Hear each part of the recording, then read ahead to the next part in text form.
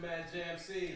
What up, everybody? Shaw Money's in the building. And it's the Lord of Lubim. His lordship has returned. I'm here to put some heads on some fucking spikes. When he got here to the studio today, he said he was chopping heads. So I considered moving my seat, but once he told me I wasn't a potential victim, I felt good about it. So good luck to the rest of you guys. Good luck to you, JMC. He didn't say you were only cleared. Only one head left. He didn't say you were cleared. So, I mean, you might want to watch your back. But listen, welcome everybody to the Vocum Lounge. Welcome everybody. I want to apologize in advance. I asked JMC for the day off because I'm feeling slightly under the weather. He told me that request was denied. So here I am. So you guys are going to have to suffer through my congestion and stuffy nose, but I'll do my best. So he threatened me with a 7-show suspension if I didn't come today. We just got our producer back. JMC be suspending people, docking people's pay. So Jay Gluzzi is producer behind the scenes that you guys don't get to see, and him and JMC be conspiring against us. So here I am, hands folded, ready to work. Ready to work. I don't want no problems. But listen, as you guys can see, we have an additional person in the room. We're super excited. We have a guest joining us today to talk about something that the squad here thinks is a growing trend and thinks that's something that's really important. And we're hoping that it'll touch some of our viewers and listeners out there. So today we're coming to talk to you about family matters, something that we call grandparenting and kinship. And you might be saying, well, what the hell does that? Sounds like it has something to do with families. I don't know what it means. But when we talk about grand families, we're talking about families that are getting extended, and then grandparents are now having to step in as the role as the primary caretaker for their grandchildren after they have already raised their own children in many cases. And it seems like there has been a really in recent last decade, there's a huge trend, an upward spike where we're seeing a lot of grandparents having to step into that role as the primary caretaker. So there's a lot of layers to that. So we want to, before we dive into that conversation, we invited someone into the lounge who's had that experience and who is still living that experience. So she's going to share a little bit about her experience and give us some helpful tips. But please introduce yourself, strange person that we've never seen before. Just so happened, walked into the lounge. All right, Stephanie. Stephanie, where are you from? I'm from Newark. Okay, Newark. Tell people where Newark, because some of our listeners Delaware are out. New Jersey. Okay. Is that where you're born and raised from? Yes, I was born and raised in Newark, New Jersey. Okay, give us some of your demographics. Like you, an only child. Where are your parents? My parents are no longer here. You have an OnlyFans page where you're taking money donations? No, I ain't doing that. Can't do all that. you took it there. I have OnlyFans. two sisters and I have a brother. Okay, so you went to schools in Newark and everything like that? Okay. Okay, all right. So she's got good taste in schools. Can you just tell us a little bit about like your background? Are you married? Do you have children? Tell us a little bit about, what was like growing up for you, and, what were some of your goals and dreams? Okay. I'm a mother of four. Four kids? 2 and 2. I'm the second oldest. Okay. I have 6 grandchildren. That's a lot. Yeah. But it's a good thing. My growing up was pretty good. I had a down-to-earth mother, straight to the point. Love her. Always live, no sugarcoat, nothing. So that's how I am. I live. I'm just not as vocal as she was. I think that's fair to say for anybody who knew your mom, but very, very loving, sweet person. So we invited you here today, and thank you so much for being flexible with your schedule and accepting our request, which was slightly a request / demand. The producer said show up at people's house when we invite them. So we invited you here today because at this time you are participating in kinship and grandparenting and parenting at the same time. So you mentioned earlier that you have 4 children. So which of your children are you grandparenting and being the primary caretaker for their kids? Being the primary caretaker for my daughter's children. Okay. And can you tell us a little bit about the kids, how old they are, blah, blah, blah? I have 3 granddaughters, amazing granddaughters. Nice. There's just Skyland. She's 5 years old. Nice. She's very outgoing. Love education. She get off on education. Um, there's KK, the I call her the it girl. She gotta have know about the latest, and she gotta make sure she's pretty. She's 4. Then there's Miracle, Oh, that's a cute who's name. born on the same day as. That's me. Okay. Me. Okay. So she She's gotta 4 years be. old, She and gotta be. A hell reason. Hey, watch it there, pal. She's very outgoing. She's very outspoken with her little bit of words she do say. She's very demanding. Sounds like a born leader to me. We need to bring her into the squad. Let's get little baby Miracle up here. Get a little high chair. She keeps me going. So they sound like they keep you really busy. So I heard 5, 4, and 1. Yes. So they were very busy. That's been very busy. So how has that now? I'm gonna assume, and guys, you guys chime in. I'm gonna assume that was not something that you planned for. So how did you end up being the primary caretaker for your granddaughters? Ended up being a primary care to take my granddaughters because my daughter don't have it together. My daughter went through something early on in her like 18-year life, beginning of her life before she even got started, and she didn't handle it right.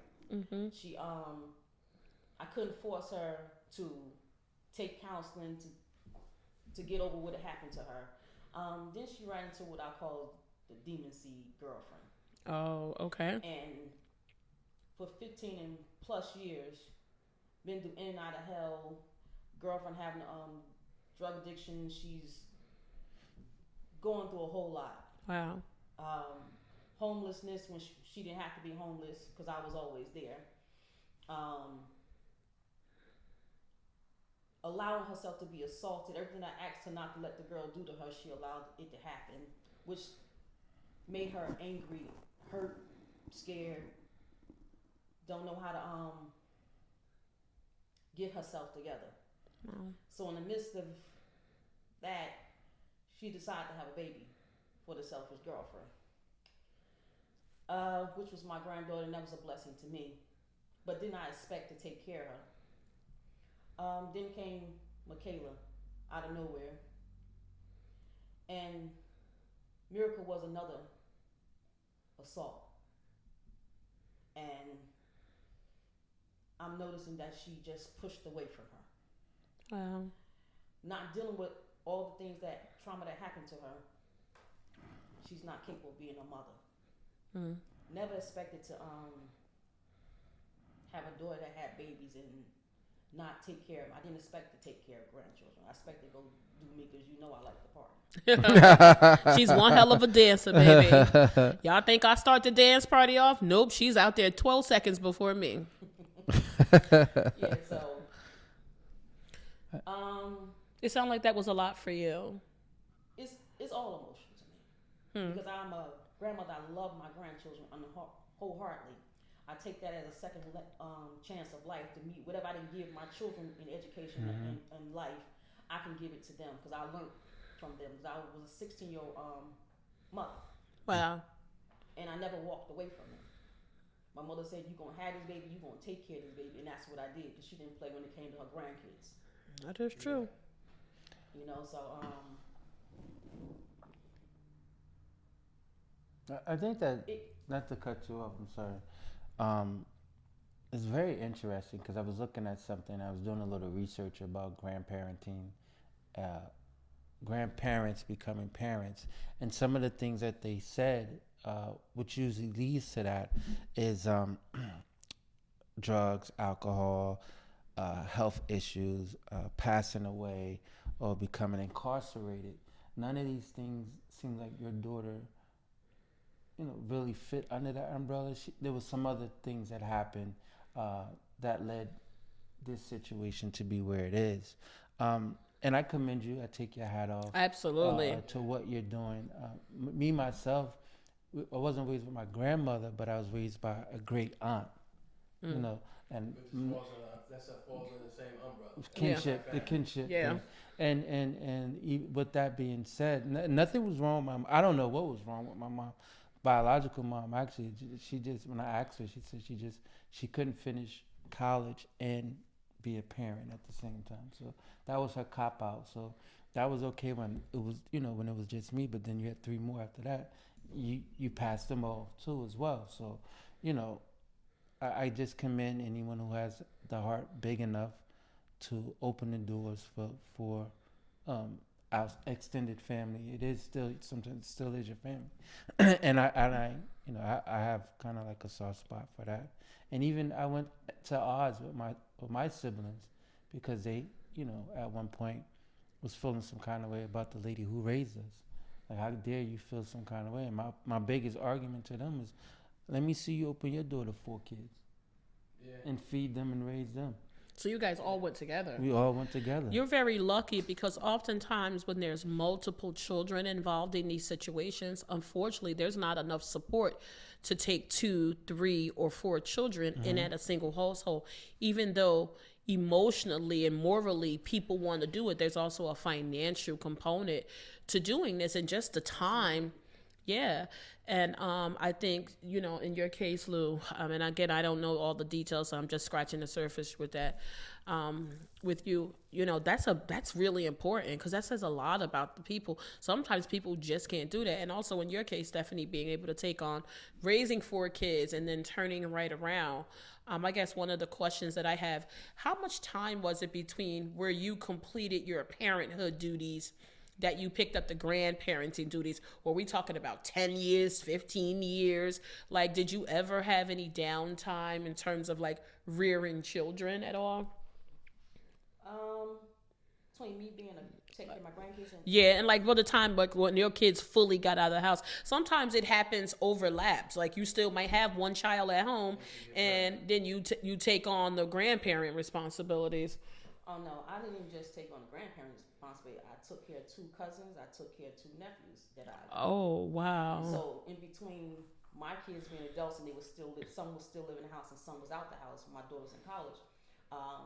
I took care of my 2 cousins. And Wow. I adopted my 2 nephews. So that sounds like that's something that's just in your DNA to be a helper and be empathetic and a nurturer. Yes, that's the right word. That's right. Write your own narrative. You must can cook your ass off. I don't like to cook. But yeah,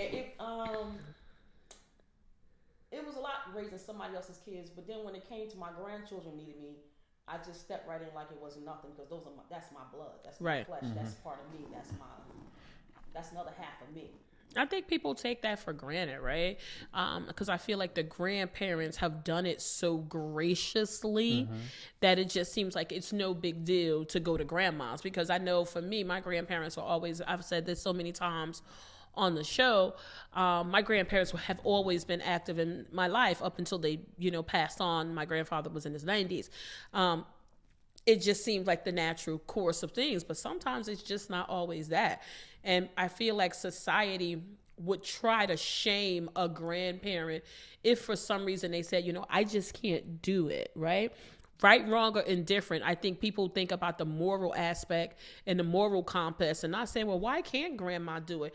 And there's so many things that people don't really understand with the grandparents. The grandparents have to take care of themselves before they take care of these kids, because what happens in many cases, not all, is the grandparents tend to start making so many sacrifices to be a parent to them children. They start neglecting themselves.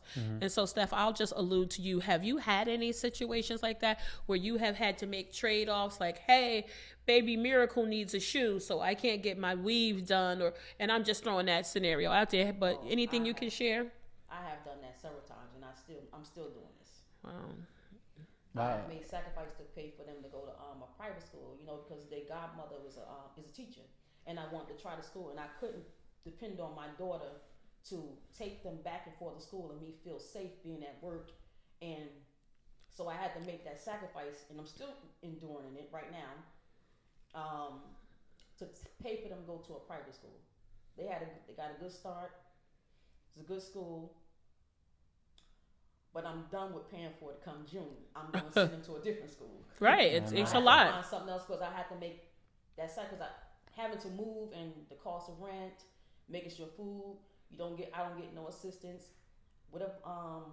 assistance that my granddaughter gets from her father's death, that's what I help pay for them going to school. I work, that pays other bills. So it's not room for getting my nails done every single week. Yeah. My hair done. Sure. At one point, I'm just wearing sweats. And now since I had the fire, I was able to go and buy me a couple outfits here and there. But it's a lot when the kids need something. You prioritize that. They constantly need. Yeah, that's kids. And I think in your case, there will be light at the end of the tunnel. There will be a time when this will be behind you, but they're so young. Yeah, they're so young. And I don't see where she's deciding she's going to make any changes at this point in time. So you think this is going to be the long haul? It's going to be a long haul. I'm sure for that. Here's the thing I realized, and I've talked to some younger parents actually, and I think what happens is when children, I still call them children because they're your children, when they have kids, and even though all kids always grab about how my mother and father was strict, when they have children of their own, sometimes they don't know how to parent, and a lot of times they lean on their own parents to raise their kids, and a lot of times we are emotionally attached to our children, so obviously when we see the grandbaby, we melt. So sometimes it's easy to manipulate mom and dad because they love little so and so they kind of force that on you, and then they check out sometimes. Oh yeah, because I definitely spoiled all of them. But I was only planning on spoiling them and giving them back. That was my point. That was my point. I spoiled my grandsons, and I don't have custody of my grandsons. Mm-hmm. But I ended up having custody of my granddaughters because my daughter has mental health issues and she don't want to face the fact that she does. You have different things that happen to you, and it's just layers and layers of stuff that you went through, and you're not dealing with it, and you hurt other people. Yeah. Exactly. That's what I was going to say too. As grandparents, I'm nowhere near grandfather, but he's still struggling with his daughter being a tween. I'm telling you. But nonetheless, as a grandparent, you say to yourself, "Oh, they're so cute." But I done raised mine. So once I'm done with you, I'm gonna send you right back on to your mother. You can be here for a couple hours. I'll make you a peanut butter and jelly sandwich. And you get your crying ass back on over there down the street. Come get this. Come get them. The wild crazy thing. I never realized this was such a growing trend. Looking back now, when I think about it, Richard Pryor was raised by his grandmother. Oh, really? Yeah. So when I think back about that, Jamie Foxx was too. Yeah. So it's like Estelle Marie Tylee. It's in his song. So Tyler. So when you think about it, my cousin was raised by my grandparents, because my uncle and their mom was like they checked out. Yeah. So, especially when the crack era hit. And that was a big thing. I mean, I know Stephanie, shared with us, there was some mental health issues. There were some other things. And then you compound those. But there are things like the mass incarceration of black men. And again, not saying that other races are not experiencing this. I'm only talking about what I know. Some true factors from the black community. When you have that mass incarceration of black men, you're taking them out of the home. That puts more pressure on the single mother. Oftentimes they can't handle it. Most times they do an amazing job, but there are some times when they cannot handle it. And sometimes, to lose point, they fall victim to drugs. They become, sex workers. Just sometimes when mom is trying to keep her head above water and she gets 2 full-time jobs, it's a little difficult for her to take children to school and take them to swimming. So by the natural course of events, they start to lean on grandma, grandpa, great auntie to try to help and, rear the children. And then after a while, that just becomes that extended family member's responsibility. Yeah. But then he always says it takes a village to raise them. I think that's absolutely true. I totally agree with that. I totally agree with that. There were some things that they gave as grandparenting. First, let me just say this. In February 2018, the U.S. Senate has passed Supporting Grandparents Raising Grandchildren Act. So this is an act that creates federal task force to support an increasing number of grandparents raising children. So there's things, there are programs that are out there.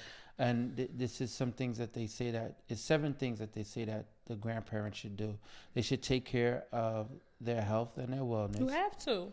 They should establish local support system, connect with other grandparents or older parents to kind of have like a support group of people that are doing the same thing. Stay up to date with parenting challenges. That I'm pretty sure. I won't talk about that when Lou goes through the list. Provide love and stability. Be honest and non-judgmental, and mind your finances. Kind of like what you were just saying, where it's a time where you can't necessarily buy things for yourself, but you have to make sure that you're putting your money to the best use as possible. You know what I'm saying? Not squandering none of it. Yeah. Yes, starting over is hard. So tell me, so because your kids are adults and now you're raising grandparents, how was it different, right? Because there's things now. I just tell you, the one thing that drives me crazy is the little kids with the tablets and the phones and shit. So our kids didn't have that. So how is it different? Like, what do you have to retrain yourself? I can imagine with Baby Miracle, who's only 1. I mean, what is that different? Doing TikTok videos. That's just Skylar and Michaela with their fake phone, pretend like they're doing a video. But they love their tablet. But I regulate some things they have on their tablet, and sometimes I can't because they sit in there quiet, like, what are they watching? I see some other. You can't watch that. Let's move that. But like, have you had to try different tactics with the grandchildren that maybe you did something different with your own kids? I tried a lot of different things, to see if it worked. I think I was a little more patient with my kids than I am with my grandchildren because I'm older. And, that's a true thing. My grandchildren are a little more vocal and outspoken than my children were, so I have to address them accordingly to when they say something to me. If they express their feeling about something that they don't like or they like. At 4, 5, and 1. Yes, I have to talk to them about it. I also had to have the conversation of their mother. Not an easy conversation. I can imagine. What is that like, though? What is like? How much can you tell a 4-year-old, though? Just whatever question they ask you be as basic as you possibly can, but just not give too much information because of the fact of their age. What do they ask? Do you mind if you don't have to tell us everything? A lot of times when they ask me where she at, if she's not coming, is mommy coming home? That's what they say. Yeah, because she actually lives with me, but she chooses to go elsewhere and take care of her girlfriend and her kids. Wow, that's got to be pretty stressful. So the kids are looking for her, and she's not there. And then, so how does that make you feel when you have to tell the little one, no, mom's not coming here? Like, do you feel, I've heard from some people that I talk to about the topic is that they feel that they overcompensate with the grandchildren because of the void of the parents. They give them all the tablets. They might take them on a lot of places. They spoil them with candy. Do you feel like you do any of that? I started out doing that, but then when I started noticing my granddaughter's attitude, like, oh, we're not about to do this. We're about to switch this up right here. I'm not about to sit here and take blame for whatever their mother is not doing for them. I'm going to do what I'm going to do for them. Good. And this is what they're going to have to accept and deal with. You know? I'm not about to pacify them. And I was at one point, I was pacifying my daughter, being there in the house with them. And because they wanted her so much, I would accept some things that she did when I didn't like it. Okay. And now I'm at the point where I'm not accepting anything. This is what it is going to be. This is how it's going to go down between me, and I'm going to be totally open and honest with them. Mommy don't want to play a part. I can't say those exact words to them. Yeah. But in my mind, mommy don't want to play a part, but I'm not about to sit here and let you do this, that, and third to me, around me, to have me have to have a whole nother problem. Yeah. So bottom line, mommy ain't there. I can't do nothing about that, but we're going to do this right here. Okay. And how do they respond to that? Do they seem to? Oh, they're pretty good. They're pretty good. Okay. I'm pretty sure as time goes on, that same conversation will change, right? Because they're getting older. The question is different. The question is more. The question is probably more open-ended. That more specific to exactly where is she, why did she leave us? You know, because these are some of the questions I had as I grew up. You know what I'm saying? Have you thought, like, let's just fast forward a few years, because you're saying this situation is more than likely going to be long term. What happens when they become teenagers, right? And now, are you prepared to have a more open dialogue with them, but also keep it in mind, trying to keep their feelings in check? You don't want to project none of your feelings on them or how you feel about things, but like, have you ever thought about, like, what would you actually have to tell them? What are you prepared to tell them? Or you just cross that bridge when you get there. Oh, I'm prepared to tell them the truth. Okay. It is. That's fair. And the thing that reason why I feel like I can tell them the truth, because the support group that I have, their godmother, she's a God-fearing woman. She's a pastor's daughter. She teaches them about God. They know about God. They go to church. That's awesome. Good. Train up a child, the Bible says. Inside school, they read scriptures every single day at school. They have to study scripture every week, a new scripture every week.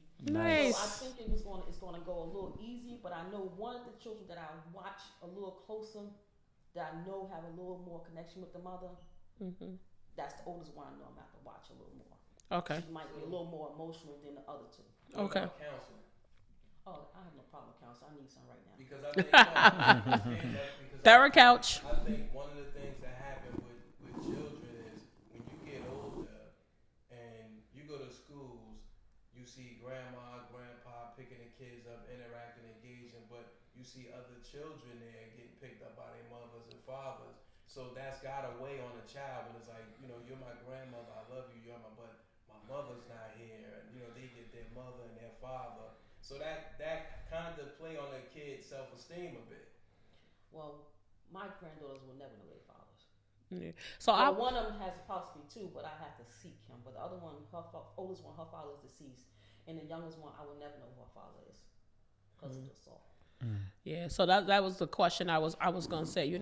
People are probably gonna listen to this and watch it and say, well, Grandma Stephanie, you're only a part of the family. Where these other people at? So are they providing you any form of support? I know you said with the ones that you do know, are they providing any support? Are they active to help reduce any burden to you? When it comes to the oldest one family, her brother every now and then, she has an older brother. He's about in his 30s. Wow. Every now and then he fuck. She has Oh, it's two the brothers. father. The father's my age, 55. Okay. He ain't a fucking father. Shit, he was still out there. Slinging. No, it's a true story. We saw something. Who the father? R. Kelly? Look, check it. We saw something. I don't know if you noticed, Stephanie, but we saw. I just was sent a link where a young lady had a baby at 10. Yeah. I saw something. Her I mother read was something. 20 years old, or 10 years old when she had her. Yeah, and the guy was 25. Yeah, we was looked at crazy. that in our group chat. Well, yeah, I just think that that's one thing that could help, if you have us, like Lou read off the details, and the support, having support helps. Just even when you're raising kids. So definitely when you take on a responsibility as a grandparent and you step up, you definitely need support. It takes a village. I don't think that is a cliche term. I don't think we put enough effort behind that and emphasis. You just can't do it. I know I'm a mother of 3, and I would have never been able to raise my kids without their aunts on their paternal side. Their aunt stepped up when nobody else did. She never judged me for breaking up the relationship and breaking her brother's heart. She never treated me bad when other people didn't support me or whatever. She's always been there. And even when I had another child, when I got married, she became a surrogate aunt to that child as well. So she never came and said, oh, well, I'm taking my 2 nephews and you leave that little other raggedy kid over there. No, she took them all. And so, and again, I'm talking about Stephanie. That's how I know Stephanie. She's my kid's aunt. So she was always, I felt like I had to do that because I feel like saying it in no uncertain terms doesn't give it enough support and respect that I have for this woman. And that's why I invited her to come on the show. She was always a big supporter and advocate for me. She told the line for me, so I can imagine what she's doing. And I just know her grandchildren are just very lucky to have her. Very, very lucky to have her. But one of the things that when people start thinking about these relationships, they don't talk about the financial part of it. So I think about, how we raised our kids and what the cost of living is. Right now in 2023, we are experiencing unprecedented inflation. everything is anywhere from 20 to 33% more than you would have paid last year this time. Right. So that shit is hitting you in the pocket. And I think sometimes when these our children tend to have kids, they just assume mom and dad or auntie, they have the money. Have you ever had any specific financial conversations with your daughter about, this is a lot? Oh, she don't care. She just think mommy works, she got money. That's I how don't have they no money. I I haven't yet seeked. I had just Skyland since 2018. And Is that Michaela, when you first got all the kids? I first got just Skyland. Kayla was still inside the womb. I tried to get her inside the womb as well. Wow. But they said I had to have to wait till she had the baby. So I had just Skyland since 2018 August, and just Skyland at that time. The mother and the girlfriend was receiving benefits for her from the father's death. And if I even asked him for $300 just to go get her some toys, y'all buy her some toys for Christmas. That didn't happen. So I had to go outside behind their back. Well, let me just go ahead and do this because I got custody papers. I don't need them to go tell them. So talk about that, because some people, hopefully we don't, the reality is life is so complex. There are people that might be just taking care of children and doing it out of their pocket. Can you talk about, because what people may not know is grandparents have rights. And that is why I love the state of New Jersey, because I'm a Mimi and I got rights, right? So I don't think a lot of grandparents understand you have rights to those damn children. You got rights to them children. If you're even in a situation where you're being prevented from visiting with your grandchildren, and it's not absolute, but there are many laws out there that protect your right to visit with them, to have weekends with them. So you have rights. So Stephanie, talk to us a little bit about what was the process that you went to get the custody of the children. Like, what was that like? At first, I kind of let Latoya know, because the girl that she with was just, excuse my friend, just a fucked up individual. Wow. Completely fucked up. Wow. Drug addicted, prostitution. Worst of the worst. Stealing, just all kinds of, and all that, she took my daughter down all of that road. My daughter was assaulted when she was 18.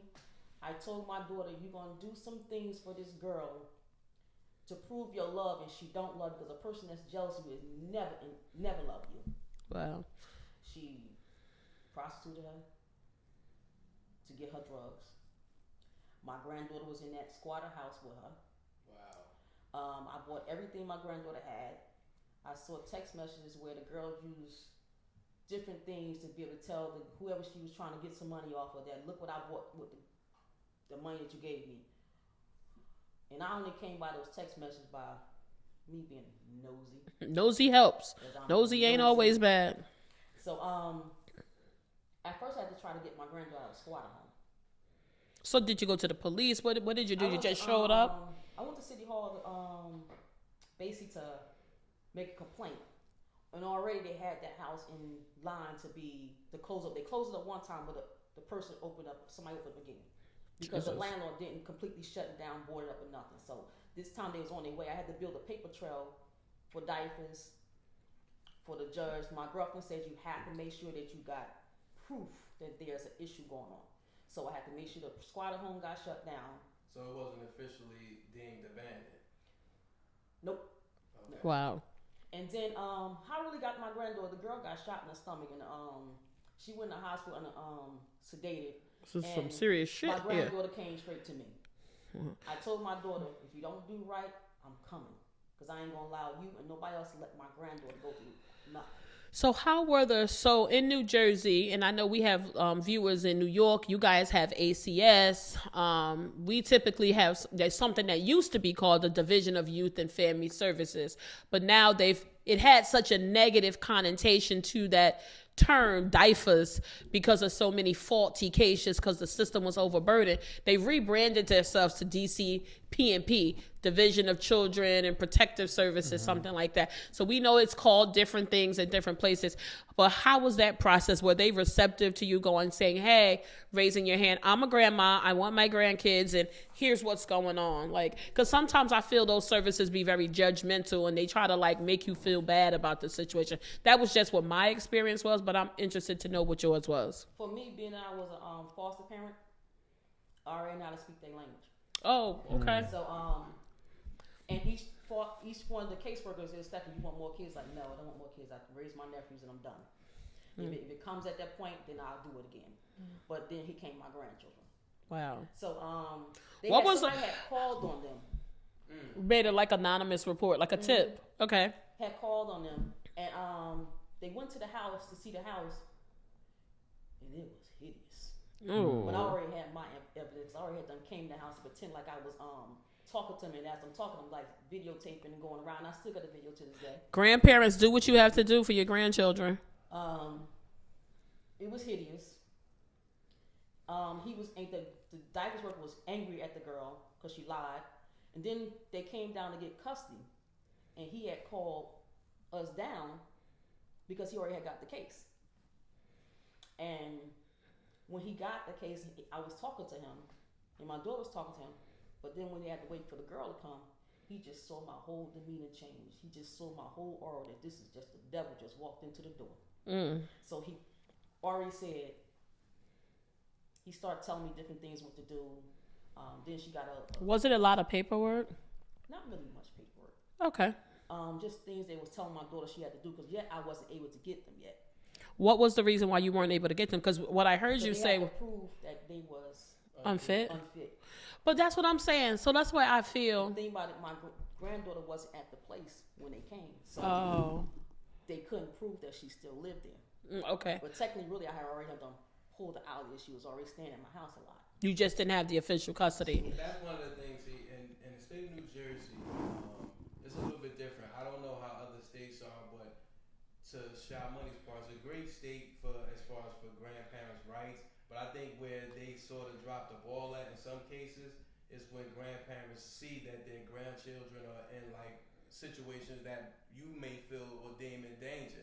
And sometimes these diapers, they see this, and unless you have some sort of relationship, see, you had a good rapport with them, you had a relationship already with them, so they were pretty much, I think, kind of biased, but you still had to go through all this nonsense to get to. So it wasn't just instant. Yeah, so I think, how many kids gotta get hurt before they really realize that? Yeah, that's a good point. That's what I was about to say. Fighting for their grandchildren because, I've never worked for diapers, but I assume that the job could be difficult. I was a mentor, so I'm familiar with how those diapers cases. I have a really good friend of mine who's done that for like 15 years. It's the worst I have a because friend that's still grandparents should be I more powerful. think I know your friend. I know your friend. Yes, you do have a friend. Yes. But I think that sometimes this Should system, have called your friend. they try to do everything that they think or deem And the to system be, is overburdened. The reality is, right. it's a numbers game. There's more kids than there's more homes, right? And I think that's one of the issues that they have to grapple with. Do we have someplace? Okay, is it really? They're probably trying to assess, is the home and the situation really that bad? Because right now we don't have any place to take them. I know from the people. They also have to wean out who's actually doing it just for the money. Yeah. Right. There are people that do have ulterior motives. But with that being said, and that's what's weakening the process itself, right? Because you have people that aren't in it for all the right reasons, and they have to be vetted. And then when you get someone who actually needs the help, you take them through hell and high water. You know what I'm saying? And then have the audacity to deny somebody that really needs it. So, like, do you have to? So, I guess one question, because I want to make sure that we're putting out information for people who might be considering this. Like, when you had to file these papers, did you have to pay anything? And again, this is just for the state of New Jersey. And so for people who are outside of New Jersey, if you're thinking about doing this, you really need to get acclimated and get informed on how it works in your state. But I want to see, did you have to pay any, like, fees? Did you have to pay $35 to fill an application out? Was it any of that, like, to get custody of them or anything? No. Okay, that's a good thing. Actually, I would get a caseworker's information to go look and check. How responsive were they? I think the one that I sent to their house where they was at in Irvington was scared to go upstairs. I mean, that's a don't real think she ever thing. went upstairs. Okay. So she said, "Well, Miss Jones, why don't you go for custody?" I said, I already on process of paperwork already. Yes, you do. You have to pay the $28 fee to get a court date. Okay, so there's a $20 fee for a court date. $25 fee. Okay. Might be up now, but I'm not exactly. Don't get your nails done that week. So I went to go file that paperwork. She just kept giving me resources, different things to go do, and I did them. I told my daughter, either you're gonna just give me custody, or I'm gonna show you every one of these papers of all these text messages, everything that you did, or everything you're doing, and I'm gonna take it. I'm gonna embarrass you in that courtroom. So How did she respond to that? She already wanted to give me custody because I believe she had postpartum depression, and she kept trying to keep her daughter from the girl. So I think she kept on trying to get away, take her daughter away because she didn't feel she was safe, but she didn't fight me on it. Okay. Well, that's good for the She children. wanted to fight me on the money, but she didn't fight me on the cousin. But listen, the one thing I would say is there's so many different layers to this. I just feel like what I've heard from some people, and I want to ask you kind of like one of these final questions is, you know, have you ever or do you have any resentment to your child because you had to step into that? And I guess the second part of that is, like, how did that disrupt your life? Like the life you had planned for Stephanie? Because I'm sure after you raised your children, you probably had some plans for yourself. I had planned to be in an apartment by myself. With no kids, no grandchildren. Come visit me, y'all. Come visit one at a time. You're not all together. I was kind of angry at her because she stopped my life. Right. Or what the things that I can do, what I can go and have fun and have some vacation, because I like to vacation, I like to go out and have fun, so right now I have to plan accordingly. I have to make sure that they're someplace safe. I got to make sure they have food, their clothing is right. I got to, according to the weather-wise, I got to make sure they have clothing, everything. I do everything. Who's responsible for babysitting? Thank God for, like I said, the godmother. She's a wonderful young lady. She has no children. She don't even want children. These are her children. Oh, that's wonderful. She took on all three of them as they came. She had one, another one came, she took on out. Next one came, she took on out. She didn't, she told don't have no more. I was gonna say that. Did you ever have that conversation with your daughter? Yes. Like, you need to not have any more kids? No more. Okay. I had that conversation. Right to this day, she's still not too tired. You need them ripped out. Yeah. You not have no more. I think too, it's another aspect of this too that I'm thinking about, and it was stated on the video, and the video that's shared in the group chat about the mom that was 10 years had the baby at 10 years old, and it looks like they were in some type of court. So the daughter was taking the mother to court, or the mother was taking, I don't know who was who, but nonetheless, the daughter, when she found out who this lady who she thought was her sister, she felt some kind of, now psychologically, she feeling some kind of way now. Yeah. She feeling betrayal. She feeling hurt. Now she got trust issues. Yeah. Is that something that down the road, around the corner, as grandparenting, do you think that these things might come up and you have to face something like that and have to explain that to these kids? Well, I'm your grandmother. I'm not your mother. I'm your grandmother. Yeah. What do they call you? Well, the two oldest one call me grandma. Miracle call me mama. But I'm grandma. Right. Say grandma. It's funny because a lot of younger women don't want to be called grandma. They want to be called, other things. So it's. But the thing about it, they probably won't get mixed because my daughter was in the house until this week. New development. But and that's gotta be hard for you, right? Yes. It's gotta be hard for you. I don't want to just gloss past that, right? That's gotta be hard for you because that's still your child. I can't fix it, and I kept trying. That's one thing you, as a parent, you have to realize when you can't fix them and you keep doing, you hurting and hindering yourself and causing more problems, and you stress, aggravation, frustration. I'm not young and I'm not old, but I'm not taking that stress. I don't blame you. And I think that's a natural thing. So, I just want to encourage people, if you are acting in the kinship, in the grand family capacity, whether you're aunt, uncle, brother, older sister stepping in that, don't be so hard on yourself. It's only natural. We're emotional beings, male and female, there's going to be a certain amount of stress. There's going to be a lot of adoption of change. Don't expect it to happen instantly. That's not realistic. But also take care of yourself, like Lou said in the details he was sharing. Take care of yourself. Prioritize your needs, right? We understand that there's going to be some level of sacrifice that just innately has to happen because you're taking on someone else's responsibility.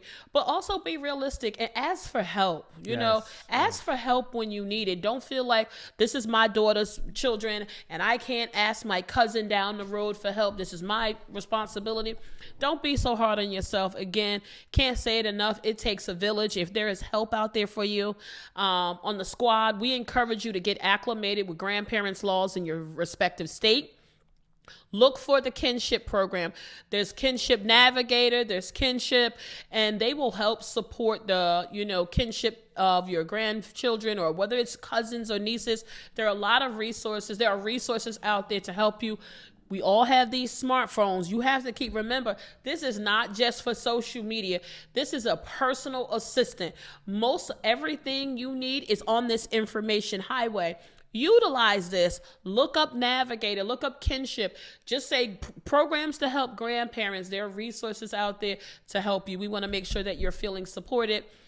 We will place, and when we post this show, we'll put some details about the Kinship Navigator program in New Jersey. And we encourage you to look for similar things in, Yeah, we'll look for, JMC has committed to looking for a national number where I go get meds. And two, Stephanie, while you use Facebook, because in the state of New Jersey alone, there are approximately over 40,000 grandparents raising their children. Wow, just in New Jersey? In New York, it's 100,000. California is over 100, and Florida too. Wow, way to go, grandparents! Step up. There are a lot more grandparents raising their kids than not. Like I said before, learning this, I didn't know it was such a trend. I actually did know. I did know that. So there are families out here. You talk about you might not be at a vacation. Now there's other grandparents looking for the same thing. You guys can vacation together. Yeah, that's true. That's true. And I'm not a Facebooker like that, but I'm learning that Facebook has a lot of resources and groups. So where you can find out, like I just found out yesterday, you can find your plumber in the community you live in on Facebook. Okay. All right. So listen. I found the number. Okay. National Parent Helpline is 1-855-4A-PARENT. Okay. 1-855-4A-PARENT. And listen, if for some reason you've missed that information, I know we threw a lot out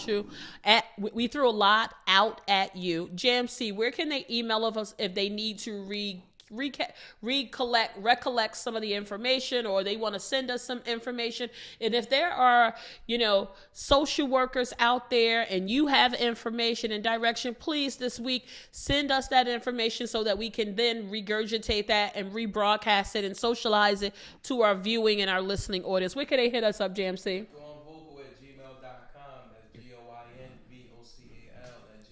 All right. Y'all know he only get it right once in a while. And listen, from the squad here, we want to say to all the families that are stepping up and being those surrogates, we applaud you. Yes. We support you. We respect you.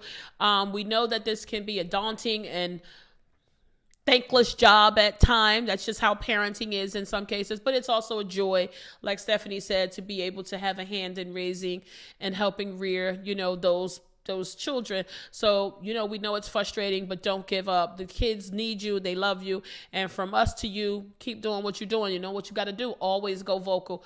But listen, folks, let's transition into my favorite part of the show where we tell people they need to get their shit together because they've done some goofy shit that just blows your mind, like what be going on with people. So Stephanie, we'll let you think about something you want to blast somebody, and we'll invite you to participate in that. But who wants to go first, fellas? You're already looking at me, nigga. It's on and popping. Go ahead, Lord Lubin. But before I get into that, I just want to say thank you, Stephanie. Yes, thank you so much for being transparent.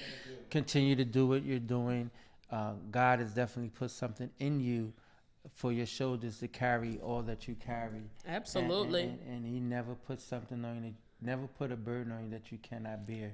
So when it gets tough and it looks like it gets hard, just wear a hole in your stockings because you're praying to the one who can fix it. Just pray to the one who can fix it and give you strength when you need it. So Well said, sir. Well said. my get your shit together. It goes out to one of our former guests who we had here, an elected official, Oh shit. Dupre Yes. Kelly, councilman of the Central Ward of West Ward. Sorry, West Ward. West Ward of Newark. If you don't get them rats out of that Georgia King village, nigga, I know something. Nigga, get this shit together. That lady said she ain't never killed nobody, but she'll kill a goddamn rat. Come get them rats out of her house in Georgia King Village. She said you came around there and got them damn boats. Now you don't want to do nothing. Go around there and fix these people rat problem. Dupre Kelly. Listen, mine is Son of a bitch. mine is a little bit more broader. So I know we talked about it here on the Going Vocal podcast. We talked about the unfortunate situation with Tyree Nichols, who was murdered by 5 black police officers. Unfortunately, his family had to put him to rest. They laid him to rest this week, and there was an overflowing amount of support nationally, in and out of state. We had the vice president, and that's something. Somebody had to be killed for Kamala Harris to show up. Where have you been, Madam Vice President? Where have you been, ma'am? Where have you been? Her hair looks good. She's still in the money. Listen, so we had the Madam Vice President. We had representation from the White House. I mean, lots of religious leaders. And then also we had the Reverend Al Sharpton. And I saw so many people talking about Reverend Pastor Jamal Bryant and Al Sharpton being there. Ben Crump calling them ambulance chasers and all of that. And listen, I'm not going to say some of it's not true. I don't know enough about these people to be able to speak intimately about those things. But what I do know is that you may not agree with his tactics, but Reverend Al Sharpton has been on this civil rights journey for a long time. Longer than I've been alive. Fat Al, skinny Al. Fat, thin, dancing, perm, not perm. He has been an advocate. And I think we don't all have to agree with the same social and moral norms, but I think he has been very empathetic. He has always shown up. He's been a voice. Right? He's been a voice. And you may think he has ulterior motives, and I'm not telling you not to think that. But I think we have to give more support to when these officials are showing up. I'm not saying you have to be phony, but we have to do more to support our leaders, because Reverend Al Sharpton is probably in his 70s. And I'm going to be honest, I don't know who the next Reverend Al Sharpton is. I don't know who the next Reverend Jesse Jackson is, because I don't see a lot of that in our young community. So us younger folks, we need to cleave to these older officials, learn from them, understand more about our communities, not just black communities, because they work to bridge together many communities. We have to stop being so publicly critical of them, and we got to look to work with them and gain some understanding. So for all the people who were putting such negative stuff out there and making jokes about them and when they show up, get y'all shit together. If you're not actively involved from a social and a civil rights standpoint to make sure that we are all black, white, Asian, Spanish, that Indian, that we're all living together in a community, you're not really in a position to complain, because at least these people show up. And they consistently show up. So people, if you're complaining and you're not being part of the solution that makes sure we live in a community and that we're all getting treated fairly and safely, you need to get your shit together. I know. I'm sorry. You worked up a sweat on that motherfucker. You know that we're all aligned as a squad, because my get your shit together is a little bit of both. It's the Tyree Nichols. Rest in peace to that young man. Absolutely. Prayers to his family and friends, anybody who loved him. Because I'm still feeling emotional about that whole situation. But my get your shit together actually goes out to the councilmen of all major cities, of all ethnicities, especially black and brown. Because I don't know if you guys are aware, but I did not know this, but I didn't know councilmen they can legislate laws. They can put them up, yeah. They have attorneys on their staff nonstop for that. I didn't know that.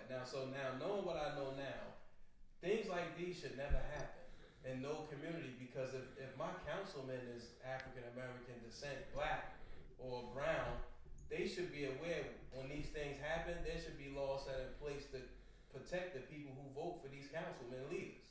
So things like this should never happen to this young man. That means you have a policy where there wouldn't be any police chief that will accept their police officers to behave in that manner. You know what I'm saying? Without knowing that there's going to be swift justice around the corner. So essentially, you're saying there should be laws in place that discourage this type of behavior. Exactly. That's what you're saying. Okay, Yes. because I want to make sure that message is clear, because I don't want it to seem like just having the law in general can stop this, because these are individual decisions that are made. But you're saying that there could be stricter laws that discourage this type of behavior in the police force. Because we as taxpaying citizens, we don't really have any true protection from the police for people who. Oh hell no, not from the police. No, we don't. So, Shit, go Beat get the that hell out of lady you. from Georgia But King yeah. Village. But Shoot check no it. rats. But yet you voted for your local councilman to be able to serve in that manner. But again, I wanna be fair, right? So we all saw the video about the rats and all of that. Well, some of us did. Let's exclude that. Okay, no, I'm just you saying in general. Oh, okay, no, I was gonna say that there's only so much. You got to be realistic. There's only so much the council people can do, right? Yeah, but after George Floyd, Right. you wasn't aware of what was really going on. You now are aware. You should have been aware. So this Tyree Nichols situation should have never happened. But there have been so many of these. It's not just Tyree But Nichols. that's my point. We vote these people in office. Right. So you can't tell me that there are not any angry parents that are not at the town halls before any of this happens, complaining about how the police harass their children. Ben complaining. This is not No, nothing no, new. that's my Ben point. complaining. But I feel like At people some are point- complaining about At it. some point, though, we have to uprise at the election booth or start. I think you But do they- have. they I need think to you. get their shit I agree with you. I think that there is some work that we have to do from a legislative standpoint. But I think that this is ingrained in the DNA of police officers oftentimes, and it's not just white police officers. It's how they operate. Right? There are many. I want to make sure that I'm being clear. There are many wonderful policemen and police women, but all it takes is a little batch of dickheads to seem to be one apple spoils the bunch. If you got one person that's a senior person and you got 7 rookies that come on and he train them, he's going to transfer those behaviors and that knowledge over to them. Now what you had 1, now you got 8. So I think it's just ingrained in the And even DNA. more so, it was some sucker shit that this officer did anyway. I know what you're about to say. They saying that's not true. Well, in the event that it is true, you know what I'm saying? That's some sucker stuff.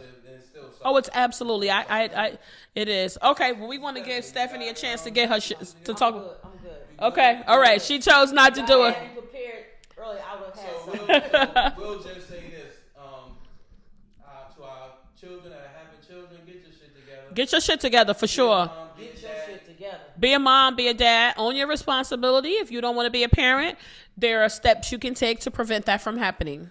Exactly. With that being said, You guys know what it is. peace. Peace. We out. Thank you guys for tuning in. Peace. Everybody tune into the Pod Squad now.